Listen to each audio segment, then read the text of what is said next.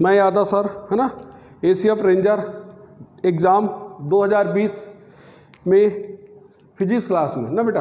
देखिए अपन ने पिछले क्लास में हमने प्लेन मिरर स्टार्ट किया था, याद है बेटा? गुड। आज उसके अगले प्रॉपर्टी के बारे में बात करते हैं ना, ये है, ठीक है। तो प्लेन मिरर समतल दर्पण, ठीक है, समतल दर्पण, ये ठीक। अब इसके हम कुछ और प्रॉपर्टी को डिस्कस करते हैं।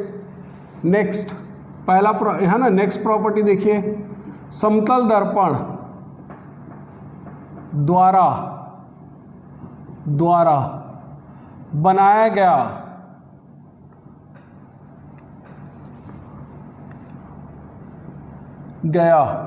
प्रतिबिंब, समतल दर्पण द्वारा बनाया गया प्रतिबिंब, ठीक है।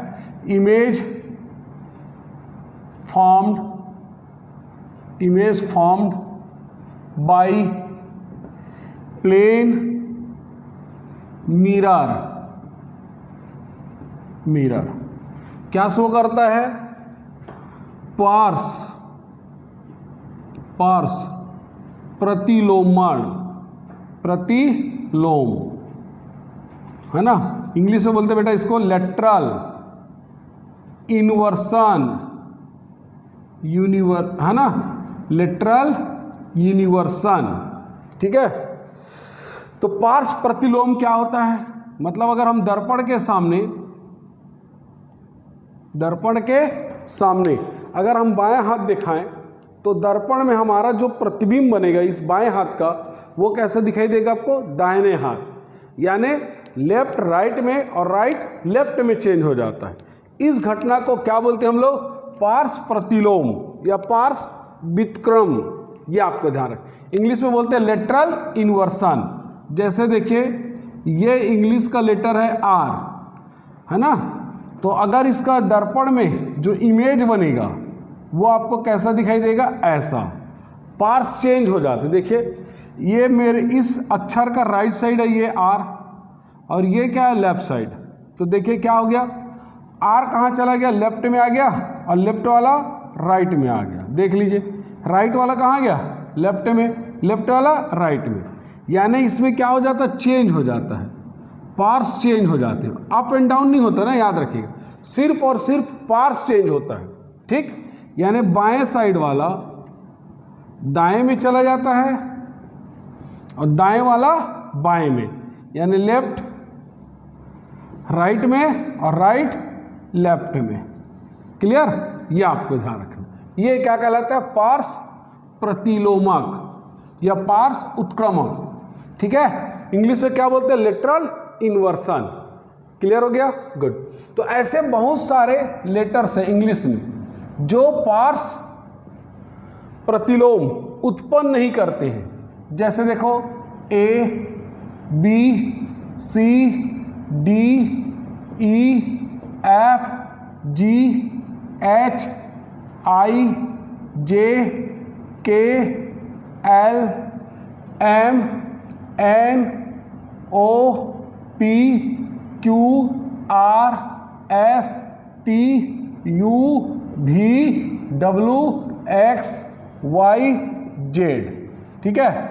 1 2 3 4 5 6 7 8 9 10 11 12 13 14 15 16 17 18 19 20 21 22 23 24 25 26, ठीक है। अब इसमें से देखिए कौन कौन से ऐसे लेटर्स हैं जो पार्श्व चेंज नहीं करते। जैसे कि देखिए A, ठीक। आगे चलते देखिए H, ये भी पार्श्व चेंज नहीं करता। I, ये भी नहीं चेंज करता।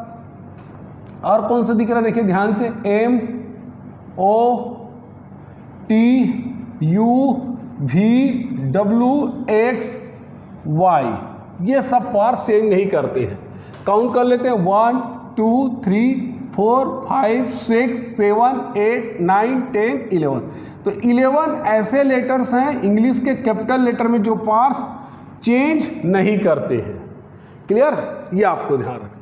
इसी में दूसरा क्वेश्चन पूछा जा सकता है आपसे, है ना। जैसे हम कोई भी एक लेटर्स दे देगा। जैसे मैं यहाँ पर एक सिंपल लेटर लिख देता बेटा राम।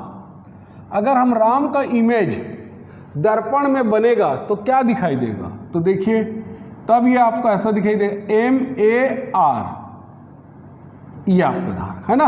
इसमें क्या खासियत है, पूरा का पूरा जो लेटर्स होते हैं रिवर्स हो जाते हैं, देखिए ध्यान से, है ना, ये आपको ध्यान रखना है। ठीक, ऐसे कोई और अक्षर दे सकता है, यहाँ एम्बुलेंस दे देगा और यहाँ पर आपको लेटर दिखाई देगा। आपने देखा भी होगा एम्बुलेंस में जो लेटर्स रहते हैं वो उल्टे लिखे रहते हैं, लेकिन हम जब पढ़ते हैं तो हमको क्या दिखाई देता, सीधा दिखाई देता। क्लियर, ये भी आपको याद रखना है। ठीक, नेक्स्ट क्वेश्चन आपको इसी पर क्या पूछा जा सकता है, ये हमारे पास क्या है, प्लेन मिरर है। ठीक है, सिर्फ प्रॉपर्टी प्लेन मिरर के याद करने से काम नहीं चलेगा, उसके क्वेश्चन को भी डील करना पड़ेगा, तभी आपको उसके जो पॉइंट्स हैं, जो कॉन्सेप्ट है वो याद होंगे, याद रखिएगा ना। जैसे देखा मिरर के सामने क्या रख रहा हूं मैं, X Y Z एक्सेस, ये देखिए। अब आपको दे देगा इसी में क्वेश्चन में कि इस मिरर में इसका इमेज कैसा दिखाई देगा, तो आप देखेंगे Y में कोई चेंज नहीं होगा, X पूरा रिवर्स हो जाएगा, ऐसा दिखाई देगा, Z यहीं के यहीं रहेगा, है ना, Z यहां से यहां आ जाएगा, ये आपको, ये उसका मिरर डायग्राम होगा।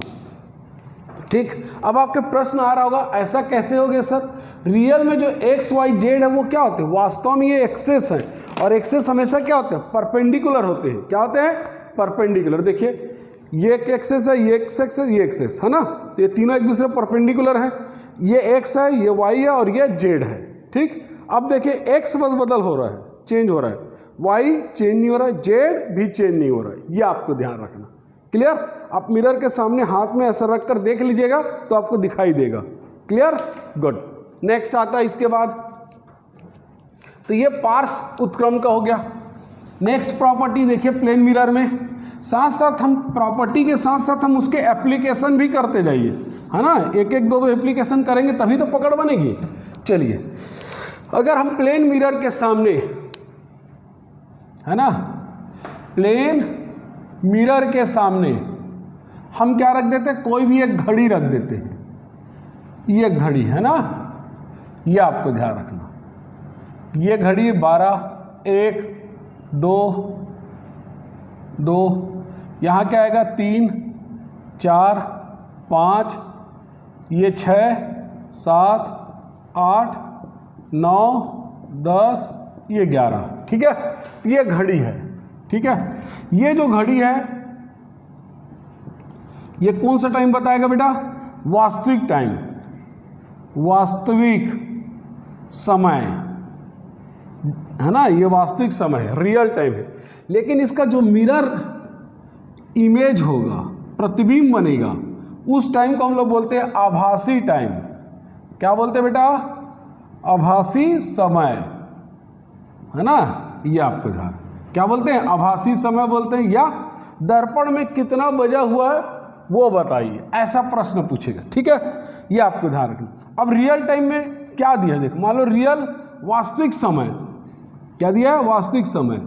अगर आपको देता है क्या 12 बजा है, ये आवर मतलब एच मतलब घंटा, तब इसका आभासी समय क्या होगा, तब हमारा आभासी समय क्या होगा। ठीक है, तो 12 बजा है, अब हम उसको देखेंगे तो पूरा सब कांटा कहाँ रहेगा, यही यही रहेगा, तो आपको वही दिखाई देगा, ये आपको ध्यान रखें। ठीक है, अब मैं इस 12 में से अगर आपको क्या कर दूं, 11:60 है, क्या है 11:60, ये सॉरी ऐसा बनाते हैं ना, देखिए, है ना, जैसे मान लेते हैं हमारे पास एक एग्जाम्पल समझो, इधर 8:30, ये देखिए, है ना, ये वास्तविक टाइम है आपका, घड़ी में बजा हुआ समय, ये वास्तविक टाइम है, रियल टाइम, वास्तविक समय कितना है 8:30, ये घंटा बताएगा और ये मिनट। अब हमको आभासी टाइम निकालना है, क्या निकालना है, आभासी टाइम। तो आभासी टाइम निकालने के लिए हमको क्या करना पड़ता है, इसको आभासी समय तो क्या करेंगे इसको हम लोग 11 घंटा 60 मिनट से आप केवल घटा दीजिए, ये आपको ध्यान, इसको आप यहाँ से घटा दीजिए, ठीक, रियल टाइम से, तो आपको आंसर आ जाएगा। देखिए कितना आ जाएगा 30 और ये 3:30, ये घंटा बताएगा और ये मिनट, इस तरीके से, ठीक है।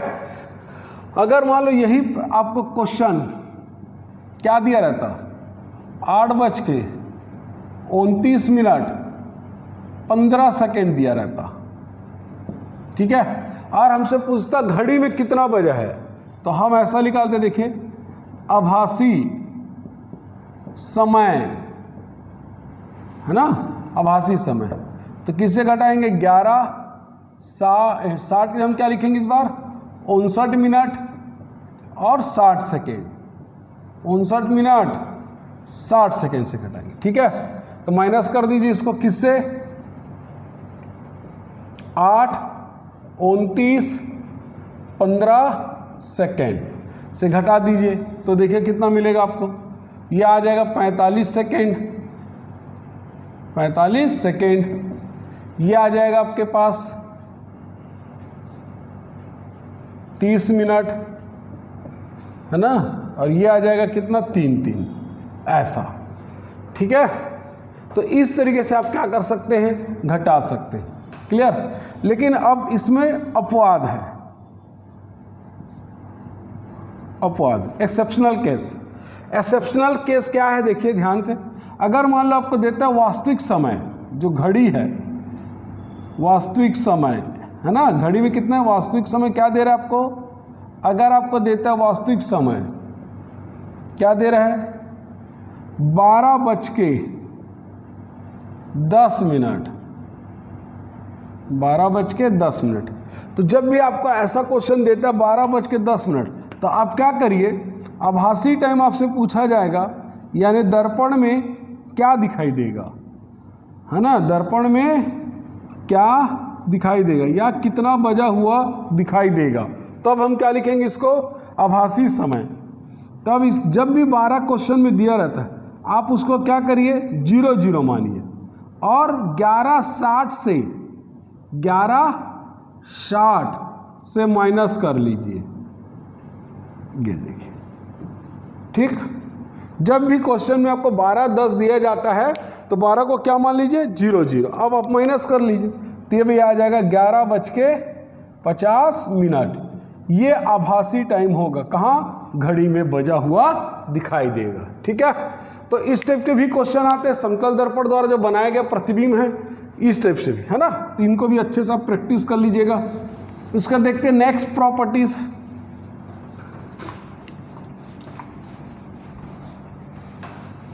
नेक्स्ट प्रॉपर्टी, ये देखिए, जैसे मान लेते हैं हमारे पास क्या है, ये एक समतल दर्पण है, क्या है भाई, समतल दर्पण, है ना।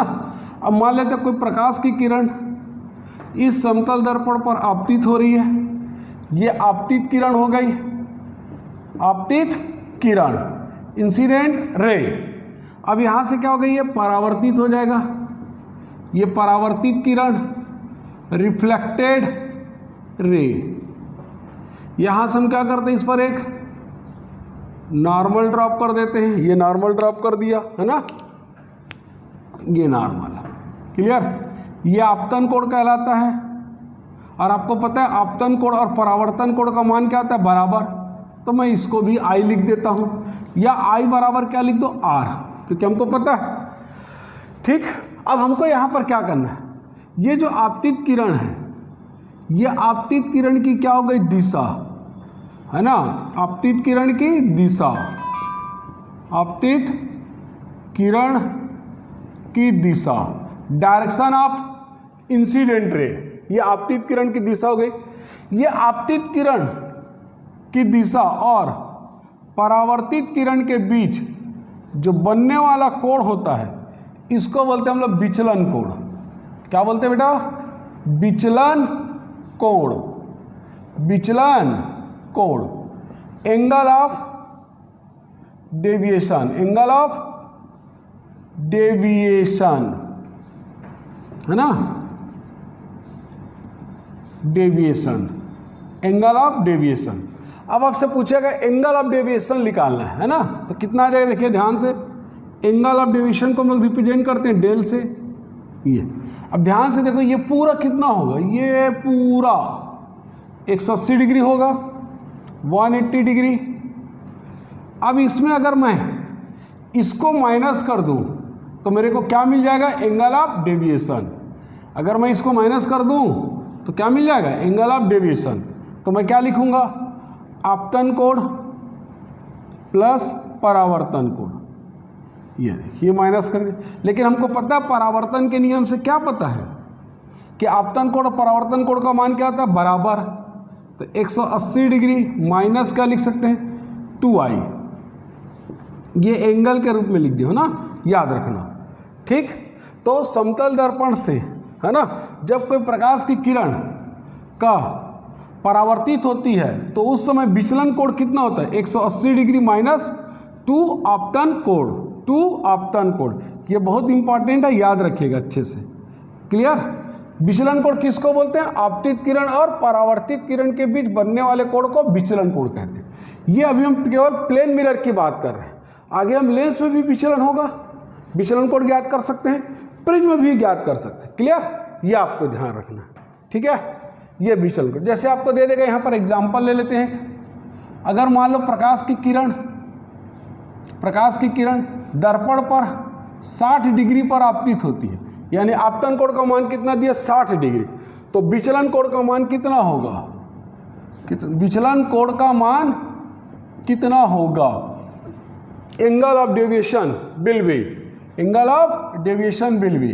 तो फार्मूला क्या है हमारा, 180 डिग्री माइनस 2i, तो लिख देंगे अपन लोग 180 माइनस 2i 60 डिग्री, तो ये हो जाएगा आपके पास 60 डिग्री, है ना। 120 माइनस कर देंगे तो ये 60 डिग्री का विचलन कोण आएगा, ठीक। ये तब की बात है जब एक समतल दर्पण थे। अगर हमारे पास 2 समतल दर्पण हैं, कितने हैं, 2 समतल दर्पण, ये देखिए, और ये दोनों समतल दर्पण एक दूसरे से थीटा कोण पर झुके हुए हैं। कितने कोण पर झुके बेटा, थीटा कोण पर, ये देखो, बोलो बोलो कितने कोण पर, थीटा कोण पर।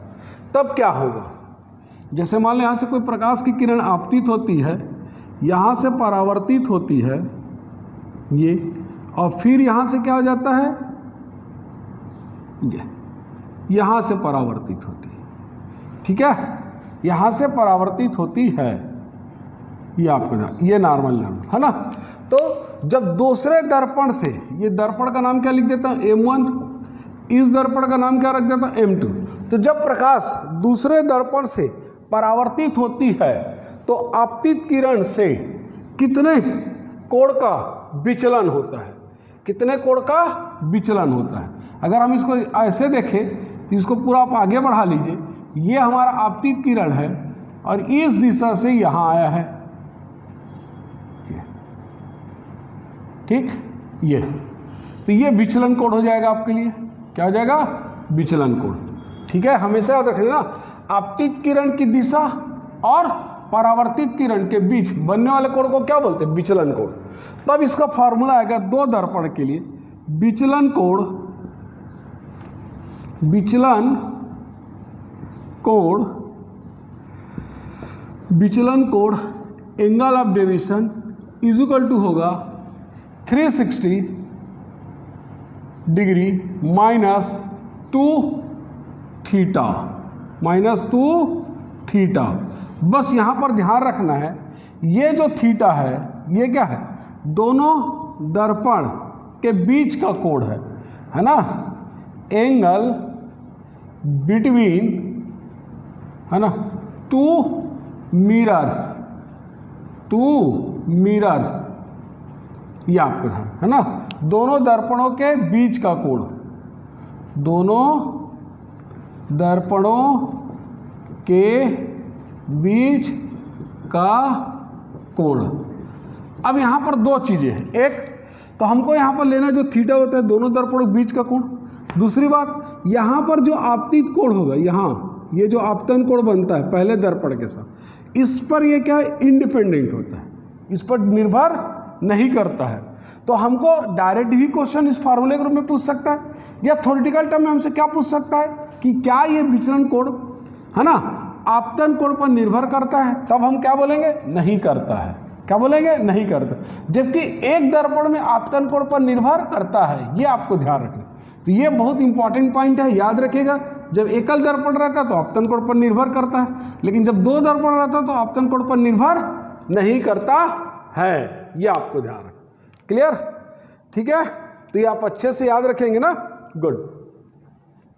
ठीक, इसमें भी अगर अपन एग्जाम्पल ले लें तो अपन ऐसा भी लिख सकते हैं। देखिए, मान लो हम लोग बोलता है कि दोनों दर्पण के बीच का कोण कितना है, 60 डिग्री। तो दूसरे दर्पण से जब प्रकाश की किरण का परावर्तन होता है तो कुल विचलन का मान कितना होता है, कुल विचलन का मान कितना होता है, total deviation after reflection second plane mirror दिया आ जाएगा। देखिए, तो 360 माइनस 2 इंटू 60, ये कितना आ जाएगा, 360 माइनस 120 डिग्री, ये आ जाएगा 240 डिग्री। ये आपको ध्यान रखना, 240 डिग्री कोण का विचलन होगा। क्लियर। तो ये भी प्रॉपर्टी आप अच्छे से याद रखेंगे समतल दर्पण का, है ना, गुड। नेक्स्ट प्रॉपर्टी देखते हैं बेटा।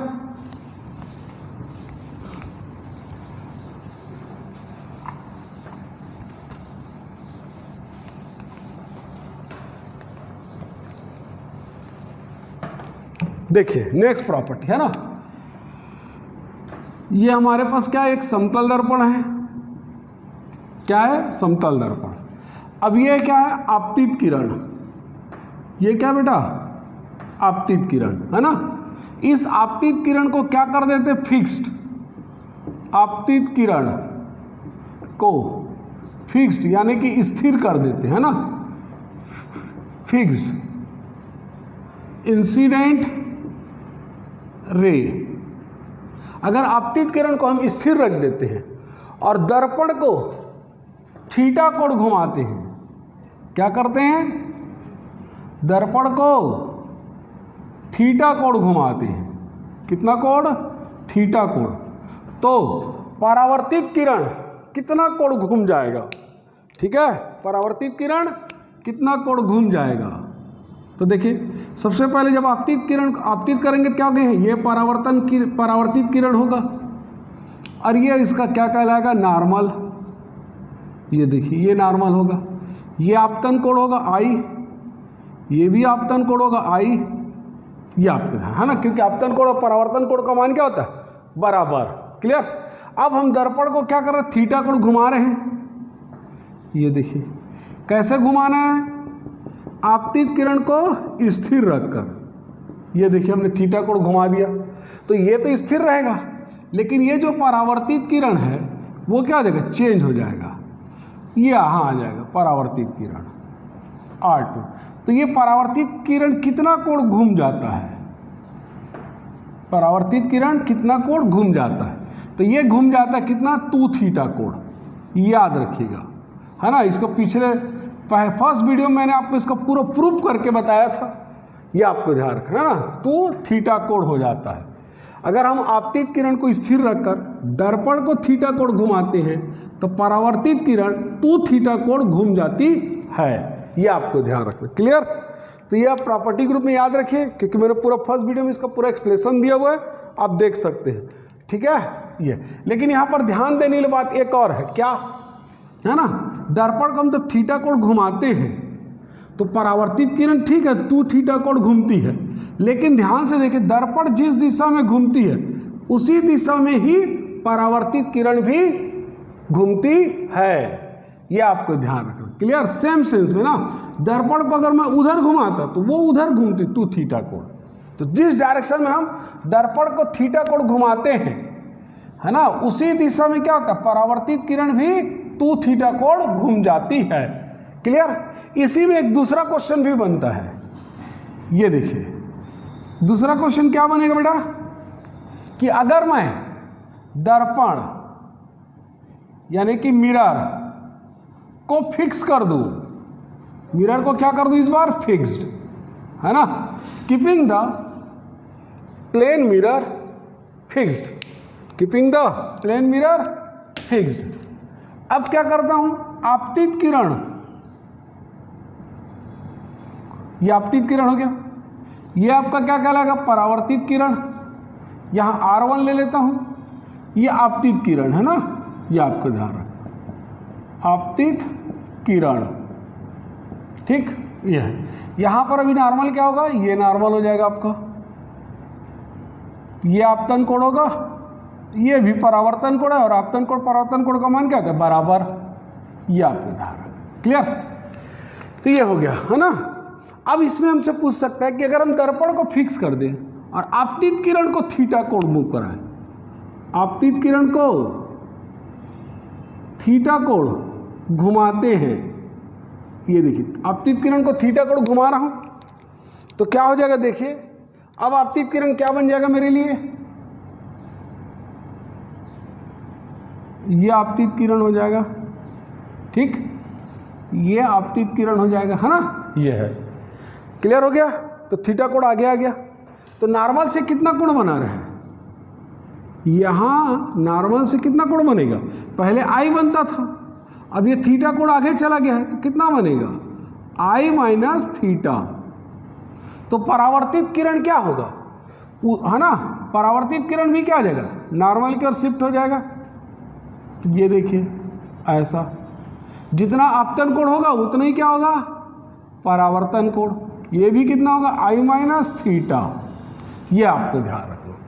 लेकिन अब यहां पर कॉन्सेप्ट क्या बना, अगर हम दर्पण को स्थिर रखकर आपतित किरण को थीटा कोण घुमाते हैं, आपतित किरण को थीटा कोण घुमाते हैं, तो परावर्तित किरण भी थीटा कोण घूम जाती है, थीटा कोण घूम जाती है, ये आपको ध्यान, मतलब जितना कोण आप आपतित किरण को घुमाएंगे उतना ही कोण परावर्तित किरण भी घूम जाती है, ये आपको ध्यान रखना, क्लियर। लेकिन यहाँ पर क्या बात, एक और खास बात है, आपतित किरण को अगर हम अभिलंब की ओर घुमा रहे हैं तो परावर्तित किरण भी देखिए कहाँ रहे, अभिलंब की ओर आ रहे कि नहीं आ रहे, ये आपको ध्यान, यानी जिस दिशा में घूम रहा है उसके विपरीत दिशा में घूमता है। कहाँ घूमता है ये, विपरीत दिशा में, अपोजिट सेंस में बिहेव करता है। यहाँ कैसे बिहेव करता था, सेम सेंस में, जिधर दर्पण को घुमाते थे उसी दिशा में परावर्तित किरण घूमता था, लेकिन यहाँ पर टोटल अपोजिट है, ये अपोजिट सेंस में होता है, उसके विपरीत दिशा में घूमता है। अब प्रश्न में अगर कहीं मान लो तो दिया आपतित किरण को हम थीटा कोण घुमा रहे हैं, तो परावर्तित किरण थीटा कोण घूमेगा, थीटा कोण तो घूमेगा परावर्तित किरण, लेकिन आपतित किरण के विपरीत दिशा में, तो बच्चे फंस जाएंगे ना बेटा। तो इसलिए आपको परफेक्ट पता होना चाहिए, ये आपको ध्यान रखें, एकदम हर एक चीज का बारीकी से कॉन्सेप्ट आपका क्लियर होना चाहिए, ये आपको ध्यान रखें, ठीक है, गुड। तो नेक्स्ट प्रॉपर्टी देखते हैं बेटा इसके बाद,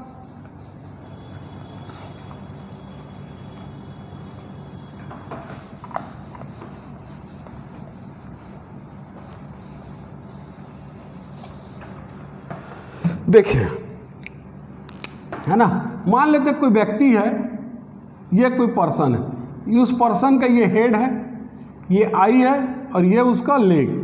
अब ये कोई व्यक्ति है, पर्सन जो है,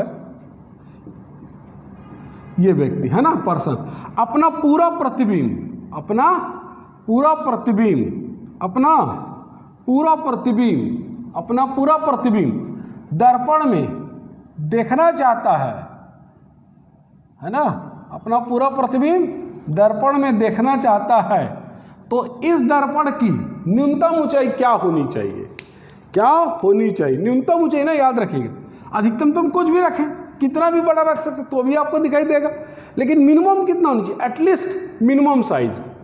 तो मान लेते अगर इस पर्सन की हाइट है, height of person, height of person कितना सपोज करते हैं, स्मॉल एज, तो अब इस मिरर की हाइट क्या होगी, तो अब height of mirror, height of mirror, mirror कितना हो जाएगा, पर्सन के हाइट का आधा, ये आपको ध्यान रखना है, ठीक है। इसको भी मैं आप पूरा प्रूफ नहीं कर रहा हूं, आपको याद होगा इसको भी मैंने पूरा प्रूफ करके आपको बताया था पहले वीडियो में, यह आपको ध्यान रखना।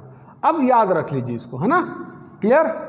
ये है, अगर आप ध्यान से, अगर आपने किसी ने पहला वीडियो नहीं देखा इसको देखिए एक बार अच्छे से पॉज करके, है ना, आपको पूरा समझ में आ जाएगा। तो ये आपको ध्यान रखना, क्लियर। इसी में एक और कॉन्सेप्ट बनता है बेटा, मान लेते कोई व्यक्ति है, क्या कोई व्यक्ति है ना, और अपने पीछे है ना वॉल यानी कि दीवार अपने पीछे के दीवार को पूरा देखना चाहता है, तो सामने में लगे दर्पण की ऊंचाई क्या होनी चाहिए? दर्पण की ऊंचाई क्या होनी चाहिए मतलब क्या है, देखिए जैसे मान लो ये बोर्ड है, समझ लीजिए ये बोर्ड एक मिरर है, मैं यहाँ खड़ा हूँ और मैं अपने पीछे जो दीवार है उसको पूरा देखना चाहता हूँ, तो जो मेरे ये बोर्ड है उसकी हाइट क्या होनी चाहिए, उसमें जो मिरर लगा उसकी हाइट क्या होनी चाहिए, ठीक है। तो मान लेते हैं अगर इस दीवार की हाइट h ले लेते हैं ना, दीवार की हाइट कितना है h, तो इस मिरर की मिनिमम हाइट क्या होगी, मिनिमम हाइट ऑफ मिरर, है ना, दर्पण की न्यूनतम ऊंचाई कितनी होगी, दीवार की हाइट का 1/3, दीवार की हाइट का 1/3, क्लियर। अब दीवार की हाइट का 1/3 तो होगा, ये तो हमारा आंसर आ गया। यहाँ पर एक और ख़ास बात है कि जो पर्सन होना चाहिए, ये जो सामने वाले जो दीवार में लगा मिरर और ये जो बिहाइंड द पर्सन जो वॉल है, इसके बीच में क्या होगा, पर्सन होगा। और पर्सन से भी मतलब नहीं, हमको पर्सन के जो आँख है उससे मतलब है। ये जो पर्सन का जो आई है उस रूम के क्या होना चाहिए, सेंटर में होना चाहिए। मतलब वॉल और जो सामने के दीवार में जो मिरर लगा है, ये है ना, सामने का दीवार में जो मिरर लगा है, तो हमेशा इस रूम के कहाँ होना चाहिए, आई को उसके सेंटर में होना चाहिए, तभी उसको आपको क्लियर इमेज दिखाई देगा। यानी क्लियर इमेज मतलब उसके जो बैक साइड है, बिहाइंड द जो दीवार है, ये पूरा आपको दिखाई देगा। ये तभी दिखाई देगा जब पर्सन का जो आई है उस रूम के सेंटर में होना चाहिए। हमको पर्सन से मतलब नहीं, उसके आई से मतलब है, क्योंकि दिखता कैसे है, जब भी जिस भी चीज़ से चलने वाली जो वस्तु की किरण होती है वो परावर्तन के पश्चात जब उसकी आंखों में प्रवेश करती है तभी आपको दिखाई देती है, क्लियर। ये आपको ध्यान, यानी कैसे होगा, यहाँ से जो नीचे वाले वॉल से जो रेस चलेंगे ऐसा, वो परावर्तन के पश्चात कहाँ जाएगा, उसके आंखों में प्रवेश करेगा इस तरीके से। ऊपर जो है ना टॉप पॉइंट है, यहाँ से चलने वाली जो किरणें हैं वो परावर्तन के पश्चात जब उसके आंखों में प्रवेश करेगा तभी आपको उसको दिखाई देगा, क्या, पूरा दीवार। ये आपको ध्यान, इसलिए आई हमेशा क्या होना चाहिए, सेंटर में होना चाहिए, सेंटर में। ये आपको ध्यान, किसके सेंटर में होना चाहिए, उस रूम के सेंटर में होना चाहिए, तभी वो देख पाएगा।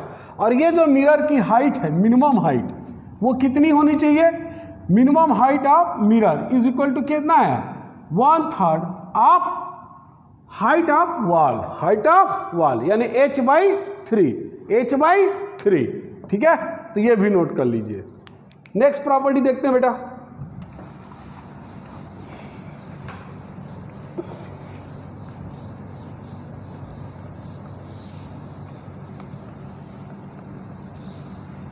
ये देखिए, है ना। नेक्स्ट प्रॉपर्टी देखिए, ये हमारे पास क्या हो गया, प्लेन मिरर। ये क्या है, प्लेन मिरर। अब मान लेते कोई पर्सन है यहाँ पर, है ना, हमको पता है अगर ये पर्सन यानी कि ऑब्जेक्ट ओ मान लेते हैं, तो इमेज क्या बनेगा, वो भी पॉइंट इमेज होगा। अगर पर्सन यानी कि ऑब्जेक्ट जो है पॉइंट है तो इमेज भी पॉइंट बनेगा, क्योंकि हमको इसको पहली प्रॉपर्टी पता है, ऑब्जेक्ट की जो साइज होती है वही इमेज की साइज होती है।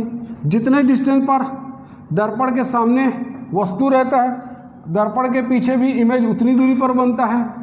और जो प्रतिबिंब बनता है वो कैसा बनता है, आभासी बनता है। आभासी हमेशा क्या रहता है, सीधा रहता है। मान लेते ये जो पर्सन है v वेग से अगर दर्पण की ओर मूव करता है, याद रखिएगा ना, v वेग से, तो इमेज भी क्या होगा, ये भी v वेग से दर्पण की ओर मूव करेगा। याद रखना ना, यहां जो मिरर है वो क्या है, फिक्स्ड है, रेस्ट में है, ठीक, ये आपको v वेग से। अगर ये वस्तु v वेग से दूर जाएगा, दर्पण से दूर जाएगा, तो प्रतिबिंब भी जो होगा यानी इमेज भी होगा वो भी v वेग से दूर जाएगा। याद रखिएगा, हम दर्पण की ओर आगे आते हैं तो इमेज भी दर्पण की ओर आता है, हम दर्पण से दूर जाते हैं तो प्रतिबिंब भी क्या होता है, दर्पण से दूर जाता है। ये आपको सेम वेलोसिटी से। बट आप जब दर्पण में देखते हो तो आपको कैसा प्रतीत होता है, प्रतिबिंब बहुत तेज चल रहा है, वो रियल में क्या है ना, वो जो रियल में आपको जो दिखाई देता है तेज चल रहा है, जिसको बोलते हैं उसको बोलते हैं रिलेटिव वेलोसिटी। क्या बोलते हैं, रिलेटिव वेलोसिटी, आपेक्षिक वेग बोलते हैं। ये आपको ध्यान रखना, ठीक। तो जब व्यक्ति जो है अपने प्रतिबिंब को दर्पण की ओर अगर वो v वेग से चलता है तो प्रतिबिंब उसको 2v वेग से दिखाई देता है। कैसे दिखाई देता, देखिए, है ना, रिलेटिव वेलोसिटी, है ना, आभासी वेग, है ना, आपेक्षिक वेग, क्या बोलते हैं बेटा, आपेक्षिक वेग, रिलेटिव वेलोसिटी। ये देखिए, ये कैसे निकालते हैं, velocity of image minus velocity of object, ऐसा। तो देखो वेलोसिटी ऑफ इमेज हमने क्या लिया, मान लो वस्तु इधर मूव कर रहा है तो ये प्रतिबिंब इधर मूव करेगा, तो ये भी हो गया इमेज की वेलोसिटी। इसके कंपेयर में क्या है, ये जो वेलोसिटी डायरेक्शन जस्ट अपोजिट है, क्या है, जस्ट अपोजिट है, इसलिए माइनस साइन लगा देंगे, तो माइनस माइनस क्या आ जाएगा, प्लस, कितना आ जाएगा, 2v, कितना आ जाएगा, 2v। इसीलिए मैं बोला, यानी अगर व्यक्ति जो है 10 मीटर पर सेकेंड के वेग से दर्पण की ओर चलता है तो प्रतिबिंब भी उतनी वेग से चलेगा, इसमें कोई डाउट नहीं होना चाहिए बेटा, उतनी स्पीड चलेगा।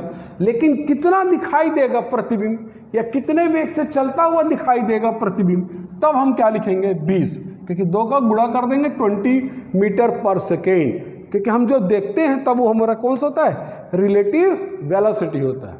कौन होता है, रिलेटिव वेलोसिटी होता है। ये आपको ध्यान रखें, ठीक है। तो ये प्रॉपर्टी भी अच्छे से याद रखिए बेटा, है ना। Okay, thank you.